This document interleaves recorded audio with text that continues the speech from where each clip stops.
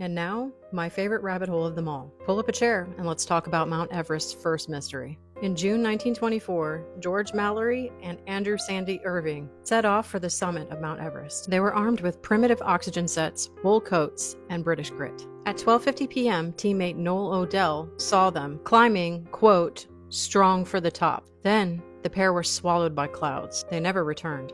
Their disappearance became mountaineering's first great mystery, planting the seeds of a legend that would haunt Mount Everest for a century. 75 years later, in 1999, climbers found Mallory's body at 8,156 meters, face down, frozen into the mountain. He was still wearing his hobnail boots and silk undergarments, his blonde hair flapping in the wind, perfectly preserved in the death zone near the summit's shadow. All that certainly seems crazy enough and certainly haunted me for about 20 years. In 2024, another hobnail boot surfaced on the Rongbuk Glacier. Inside of it, a sock marked A.C. Irvine. Here was at last evidence that Sandy Irvine did not just vanish into thin air. The supposition had always been that he had fallen, but no one knew exactly where he had fallen or why, and frankly, we still don't know. Had he been attached to Mallory on belay and one of them slipped?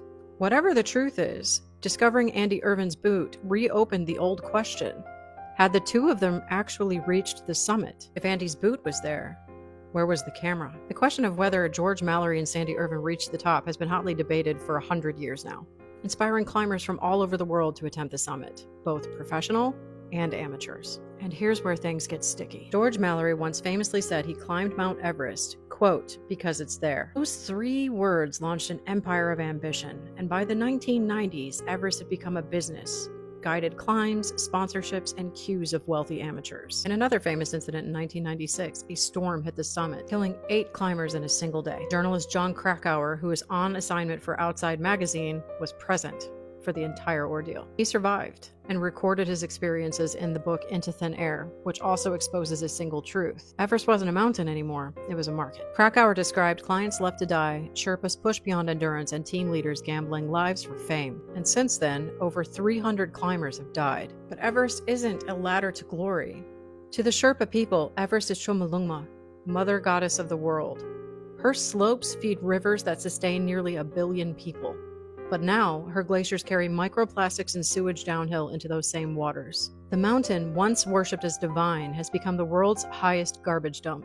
Collateral damage in humanity's obsession with touching the sky. Maybe Mallory and Irvine really did reach the top.